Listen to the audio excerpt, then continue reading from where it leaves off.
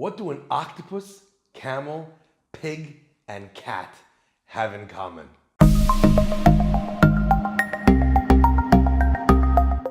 I'd like to introduce you to Paul, Marcus, Achilles, and Shaheen, all of them who will be making predictions for the World Cup this year. That doesn't sound so strange until you find out that they're actually an octopus, a pig, a camel, and a cat. People are betting on their choices for who's going to win the World Cup. Ironically, we find this idea mirrored in this week's parasha. Zot HaTorah, Adam ki yamut ba'ohel. This is the Torah when a man passes away in a tent. It's reflecting the laws of purity and impurity that relate to when a person who passes away comes into contact with a person who is alive. But the Talmud learns a much deeper lesson. En divrei Torah mitkaimin, the words of Torah do not live, they do not permeate a person unless he is memit atzmo alehem, unless he kills himself for them.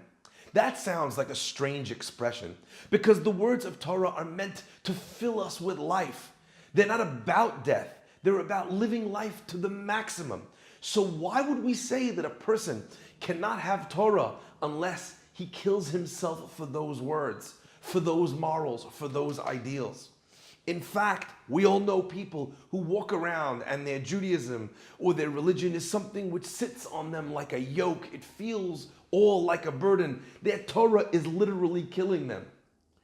I would say something which I think is quite pertinent to this idea, and I think to most of us at large. You want to acquire the morals of Torah? You want to be larger than life, larger than your desires, larger than your inclinations. You want your values to lead your desires. There's one trick. Adam ki yamut ba'ohel. That word in the Torah is specific. You see, there are two words when we describe a dwelling or living place in the Torah. One is bayit, a home, a house, and the second is ohel, which means a tent. A person can live in either, but a bayit is a permanent home, a permanent structure. And an ohel is a temporary one of transience. If you want to be able to live the very best life that you can, to live life as the very best version of yourself, then you need to stop living and making temporary choices. Our short-term choices, the transient choices that we make, always fail us, and almost always because of one simple reason. They're not driven by a long-term vision. They're driven by some short, immediate need, something that I need to satisfy in the moment, but always comes back and hurts me in the long run. You want the words of Torah to resonate within you? You want to be honest? Don't make short-term decisions. Don't think what you can get away with. Don't think where you can grab a bit of extra profit where no one's going to notice. That's a short term. That is ohel think. You want to think in terms of a bayit, of a home, of something which is permanent. Which choices can I make that a month down the line, a year down the line, 10 years, 50 years down the line, those choices will resonate with me even till then. Yesterday was Father's Day, and I must say, it's given me pause and made me think a lot about what this thing that we as fathers are supposed to do and give to our children. Of course, you want to set your children up with some money and a nice home, a good education. You want to do these things for your kids, no doubt.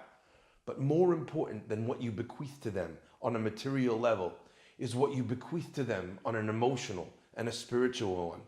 If you don't give them any money, and they are strong children, they can make money for themselves.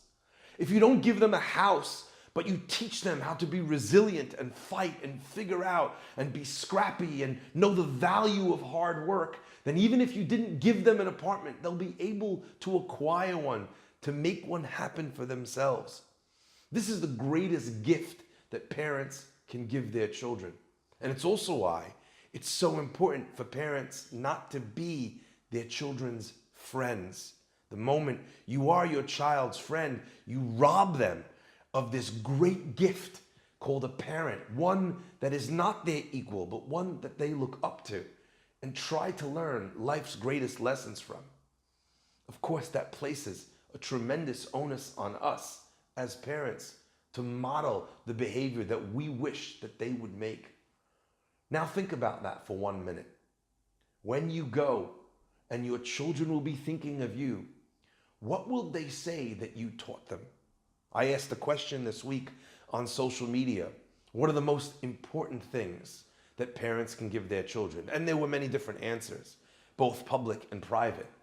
But the permeating theme that went throughout almost every single person's answer included two things. Number one, unconditional love. And number two, time. What that means is that children are seeking the love from their parent. It's what makes kids bulletproof from the classroom bully, because they know, because they have their father's or mother's words ringing in their ear. And the short-term things that are happening around them don't affect them because they have something long-term within them. The power of bite of a home.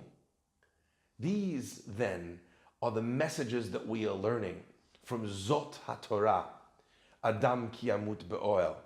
There are those people that will allow an octopus or a cat or a pig or a camel to decide what it is that's going to happen in their future or in their team's future. But it is incumbent upon us to write our own futures and to prepare the futures for our children by giving them the capacity to make important, hard choices that will serve them well for many, many years. Marriages are tough. Raising kids is tough, but it is the most beautiful gift that a person can have in this world. Don't take the easy way out. It's easier to give a kid an ice cream. But bottom line, if you keep giving him ice cream, all of his teeth will fall out. And then you're not the great parent that always gave me ice cream. You're the parent that cost me my teeth. Shabbat shalom.